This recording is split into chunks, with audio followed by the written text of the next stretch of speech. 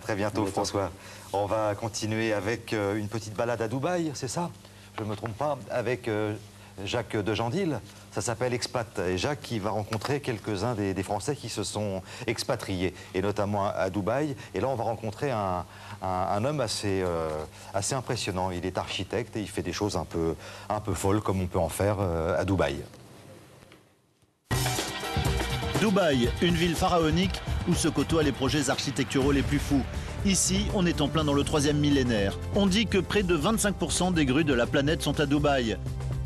Sur le million d'habitants, plus de 80% sont étrangers. Parmi eux, Bruno de Piré, un maître verrier français. On ne sait pas trop où ils peuvent se fixer des frontières. On a l'impression qu'ils n'ont pas de... Oui, qu'il n'y a pas d'impossibilité ici. Et ça, c'est... Quand on fait un boulot de création, c'est... On peut pas rêver mieux, quoi.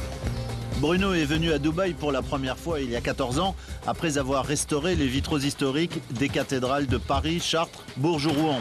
Aux Émirats, il pratique son art pour des hôtels prestigieux, des centres commerciaux et des palais construits par de riches familles. Bonjour, monsieur Georges. Comment vas-tu? Ça va. Moi, j'ai un métier qui m'oblige à avoir un contact direct avec les clients. Je ne vends pas sur catalogue, c'est forcément chaque fois des chantiers spécifiques. On va le modifier sur le dessin d'exécution, sur la maquette, sur l'échantillon et sur la coloration, ça ne change rien. Je crois que ce qui intéresse mes clients, c'est le fait que ce soit un savoir-faire français aussi. C'est un dessin mural qui fait 17 mètres de longueur à peu près. Et c'est toujours là, on a toujours référence à Bruno parce qu'il a compris tout à fait le style que nous aimons. Particulièrement, ça fait plaisir aux clients, et alors il a pu toujours nous satisfaire. Je ne peux travailler que si je fais des choses différentes à chaque fois. C'est ça, non? Oui, c'est ça. Alors, on est sans cesse amené à imaginer des solutions, même techniques, pas seulement esthétiques, mais aussi des solutions techniques radicalement nouvelles. L'implantation des projecteurs.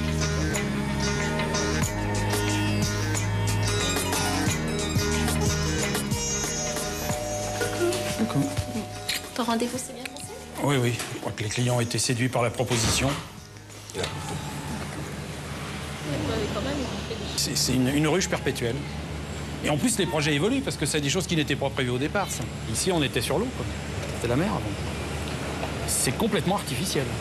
Absolument artificiel. En France, on habitait en pleine campagne. C'est vrai que le changement est surprenant, mais après tout, c'est là qu'on fait notre vie.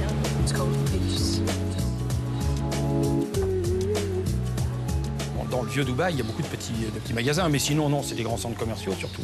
Parce que ça permet aussi de circuler au frais, si je puis dire. C'est difficile, une bonne partie de l'année, de marcher sur un trottoir. C'est un lieu très important aussi pour la vie sociale, le mall, ici.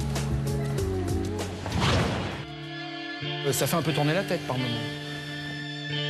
Mais même pas seulement par rapport au travail qu'on fait, par rapport à la vie ici, par rapport à tout ce qui se met en place, quoi. C'est vrai que c'est un peu impressionnant, quoi.